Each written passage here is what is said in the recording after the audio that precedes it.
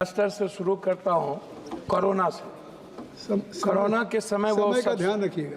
Corona का सबसे पहला डिजास्टर आप याद करिए, हमारे मंत्री जी हैं, गंगा की नदियों के किनारे कितने लाश पड़े थे, कितने उनकी स्थिति को याद करिए। आप स्टेट प्रॉब्लम को याद कीजिए कि कैसा डिजास्टर था। केंद्र ने स्टेट के हाथ को बांध दिया था। महाराष्ट्र के मुख्यमंत्री और बंगाल के मुख्यमंत्री ने आपत्ति दर्ज की थी कि आप हमारे पावर को कटल करते हैं। तो डिजास्टर में आम लोगों को आप क्यों एक्नॉलेजमेंट नहीं करते हैं? सामाजिक लोगों को, सांस्कृतिक शैक्षणिक लोगों को, वहाँ के वैज्ञानिक को, जो ऐसे लोग हैं उसको आप, जैसे उत्तराखंड में मंत्री जी, यदि आम लोग वहाँ इन्वॉल्व होते तो 10,000 से कम जाने जाती। तो मैं चाहता हूँ कि डिजास्टर प्रबंधक को जो कमेटी आप बनाए पंचायत वाइज, जहाँ पर बाढ़ आग से प्रभावित है, उसमें एक कमेटी बनाए जिसमें सामाजिक लोगों का महत्व हो। कोरोना में के प्रभावित 40,000 लोगों को अभी तक केंद्र के द्वारा पैसे मुआवजे नहीं मिले। तो मैं मुआवजे की बात करना चाहूँगा, मैं उसको याद दिला देना चाहता हूँ, जिसमें बिहार अत्यधिक प्रभावित है, मजदूर प्रभावित है, सभी लोग प्रभावित हैं, उत्तर प्रदेश के लोग, बंगाल के लोग प्रभावित हैं। मैं शुरू करता हूं अटल जी के समय से। मैं उनको याद करता हूं, अटल जी को, उनकी बहुत बड़ी परियोजना जिन्होंने नदी जोड़ने की बात की थी। मैं नदी जोड़ने से शुरू करता हूं। बाढ़ का जो संबंध है या डिजास्टर की बात करते हैं तो अटल जी जरूर याद आए। उन्होंने हर नदियों को, कनेक्टिविटी को जोड़ने का जो उन्होंने एक बड़ा निर्णय था उनका, वो देश में एक बहुत बड़ा निर्णय था, लेकिन उस पर हम लोग अभी तक काम नहीं कर पाए। हम किसी नदियों को, चाहे हमारे इलाके में गंडक है, सप्तकोशी जो नेपाल से आता है, बूढ़ी गंडक है, महानंदा है, कमला है, केहर है, कनहर है, सौरा नदी है, गंगा है, जब हम इस नदियों की बात करते हैं तो वो नहीं हो पाता है। दूसरी चीज, अभी आपको याद होगा फरक्का कब बनी थी? 1974 के बाद, बाढ़ के बाद फरक्का, और फरक्का से लेकर के भागलपुर तक, नौगछिया, मनिहारी इलाके में नदियों का जो गाद है आज तक नहीं निकाला गया। नरेंद्र मोदी जी के सामने नीतीश जी, हम लोग भी मीटिंग में थे, इस प्रश्न को उठाए थे कि क्या फरक्का का रिहैबिलिटेशन होगा या नदियों को कैसे हम लोग और मजबूत कर सकते हैं, जिसमें कोसी पर भी थी।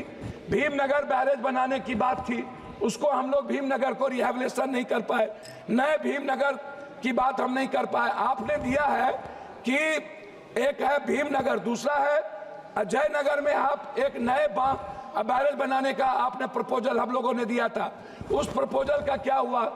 यदि हम उस बांध और चौड़ाकरण करते हैं, भीमनगर बैरेज बहुत लंबे समय से हो गया और सबसे ज्यादा प्रेशर पड़ता है, क्या कहते हैं आपको, नेपाल का।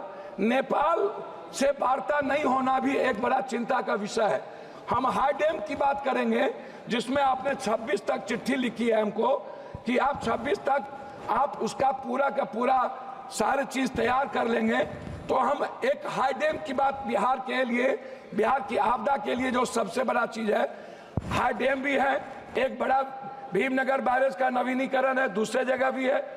नदियों की सफाई की बात है, गाद, जो लगभग 40 सालों से अभी तक इतनी बड़ी सरकार होने के बावजूद भी हम गाद पर कोई काम नहीं कर पाए, हम नदियों को की सफाई नहीं कर पाए। नतीजा है सर, हम बात तो सर 5 मिनट हो गया सर, मैं 2-3 बात महत्वपूर्ण करना चाहूंगा सर, उसको आपके तो सर मेरी राज्य मंत्री आप सर मेरी बात तो करके बात कर सकते। सर मैं महानंदा एक्सप्रेसवे की बात करूंगा, मैं आलमनगर से नौगछिया नवीनीकरण पक्कीकरण की बात करूंगा, मैं कोसी महानंदा एक्सप्रेसवे पर आपका ध्यान दिलाना चाहूंगा, मैं आपका ध्यान जानवर क्षतिपूर्ति पर दिलाना चाहूंगा, घर क्षतिपूर्ति और फसल क्षतिपूर्ति पर।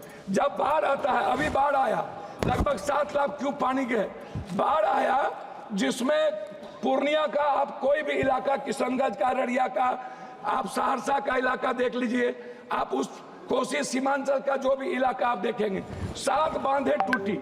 आप गाइड बांध क्यों नहीं बनाते हैं? गाइड कृपया बांध यदि बनाएंगे कृपया तो समाप्त बेहतर करें। होगा। कृपया सर मैं कृपया खत्म, हमको तो समय सर दिया जाए ना, दिया ना हमने 2 मिनट समय दिया जाए। 2 मिनट हो गया। 2 मिनट, 1 मिनट और 2 मिनट सर। 1 मिनट। गाइड बांध का मैं आपसे आग्रह करूंगा। दूसरा, सभी नदियों के जो बांध है, चाहे वो गंगा हो, महानंदा हो, हम चाहते हैं उस बांध का नवीनीकरण, उस बांध का पक्कीकरण।